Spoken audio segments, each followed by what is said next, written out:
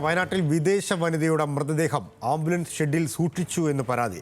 Cameroon സ്വദേശി മോങ്യം ക്യാപ്റ്റ്യൂണിന്റെ മൃതദേഹമാണ് മാനന്തവാടിയിലെ സ്വകാര്യ ആംബുലൻസ് ഡ്രൈവറുടെ ഷെഡിൽ സൂക്ഷിച്ചത്. മാനന്തവാടിയിലെ സ്വകാര്യ ആയുർവേദ റിസർച്ച് സെന്ററിൽ ചികിത്സയ്ക്കെത്തിയ യുവതി കഴിഞ്ഞ 20-നാണ് മരിച്ചത്. രതീഷ് വാസുദേവനാണ് കൂടുതൽ വിവരങ്ങളുമായി ചേരുന്നത്. രതീഷ്, വളരെ ഞെട്ടിക്കുന്ന ഒരു സംഭവമാണ് എന്നത് ഒന്നാമത്തെ കാര്യം. മൃതദേഹത്തോട് കാണിക്കേണ്ട മിനിമം ആദരവും മര്യാദയും അതും ലംഘിക്കപ്പെട്ടിരിക്കുന്നു എന്നുള്ളത് മറ്റൊരു കാര്യം. ഇതെല്ലാം അറിഞ്ഞു വച്ചിട്ടും അധികൃതരുടെ ഭാഗത്തുനിന്ന് നടപടി ഉണ്ടായില്ല.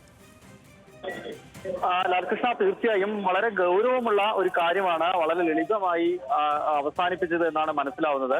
കാരണം 21-ന് മരണപ്പെട്ട യുവതി 42 വയസ്സുകാരിയായിരുന്നു. ചികിത്സാർത്ഥമാണ് വയനാട്ടിലെത്തിയത്. ഇവർ അതീവ ക്യാൻസർ ബാധിതയായിരുന്നു.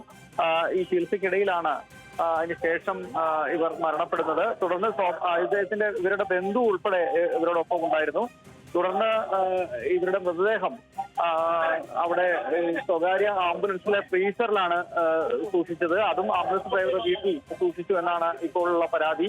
എന്നാൽ ഈ ബന്ധുവിന്റെ കൺസേണോട് കൂടിയാണ്, അനുമതിയോട് കൂടിയാണ് ഇത്തരത്തിൽ ഫ്രീസറിൽ മൃതദേഹം സൂക്ഷിച്ചെന്നാണ് ഇപ്പോൾ വിശദീകരണം വരുന്നത്. എന്തായാലും പോലീസിൽ ഇത് സംബന്ധിച്ച് മരണം ഉൾപ്പെടെ അറിയിച്ചിരുന്നുവെന്നും അവർ എംബസി ഉൾപ്പെടെ കോൺസുലേറ്റിന് ഉൾപ്പെടെ ഈ വിവരങ്ങൾ അറിയിച്ചിരുന്നെന്നും തുടർന്ന് എംബാം ചെയ്യാൻ വേണ്ടി കാലതാമസമെടുത്തു. ആ സമയത്താണ് ഈ ഫ്രീസറിൽ മൃതദേഹം ഇങ്ങനെ സൂക്ഷിച്ചതെന്നാണ് വിശദീകരണം. അതിനുശേഷം മെഡിക്കൽ കോളേജിൽ എംബാം ചെയ്ത മൃതദേഹം വിദേശത്തേക്ക് കൊണ്ടുപോവുകയും ചെയ്തു.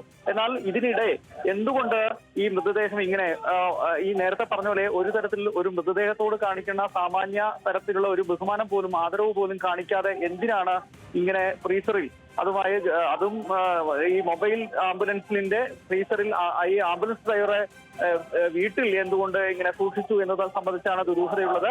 ഇത് ആരാണ് ഇതിനെ നിർദ്ദേശം നൽകിയത് എന്നൊക്കെ തന്നെയാണ് ഇപ്പോഴുള്ള ആക്ഷേപം. എന്നാൽ ഇത് സംബന്ധിച്ച് പോലീസിന് യുവമോർച്ച ജില്ലാ പ്രസിഡന്റാണ് പരാതി നൽകിയിട്ടുള്ളത്. മറ്റ് ഈ ബന്ധുക്കൾ ഉൾപ്പെടെ ഇത്തരത്തിൽ പരാതി ഇല്ലാത്തതുകൊണ്ട് ഈ വിഷയം വലിയ ഗൗരവമുള്ളതല്ല എന്ന രീതിയിലുള്ള നിലപാടാണ് പോലീസിന്റെ ഭാഗത്തുനിന്നുള്ളത്. എന്തായാലും ഇവരുടെ അനുജത്തി ഇവിടെയുണ്ട്. അവർ ഈ വിഷയത്തിൽ പരാതി നൽകിയിട്ടില്ല.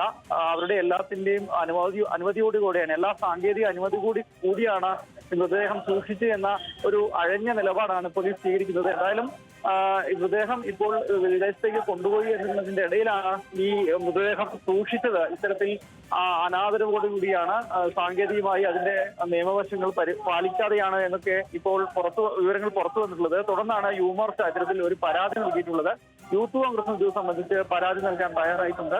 എന്തായാലും ഈ സംബന്ധിച്ച് വിശദമായ അന്വേഷണം നടത്തണമെന്നാണ് ബന്ധപ്പെട്ട ആളുകളോട് നാട്ടുകാരുൾപ്പെടെയുള്ളവർ ആവശ്യപ്പെടാനുള്ളത്. കാരണം ഈ വിഷയത്തിൽ ദുരൂഹത ഉണ്ടായിരിക്കുന്നു. ഏത് നിയമത്തിന്റെ അടിസ്ഥാനത്തിലാണ് ഇത്തരത്തിൽ പോലീസിനെ പോലും അറിയിക്കാത്ത, അല്ലെങ്കിൽ ഈ വേറൊരു ആംബുലൻസ് ഡ്രൈവറുടെ വീട്ടിൽ സൂക്ഷിച്ചത് എന്തിനാണ്? അത് മാത്രമല്ല, ജില്ലാ ആശുപത്രിയുണ്ട്, മെഡിക്കൽ കോളേജുണ്ട്, മറ്റ് സ്വകാര്യ ആശുപത്രികളൊക്കെയുള്ള സമയത്ത് എന്തുകൊണ്ട് ഇവരെ അവിടെ പാർപ്പിച്ചു?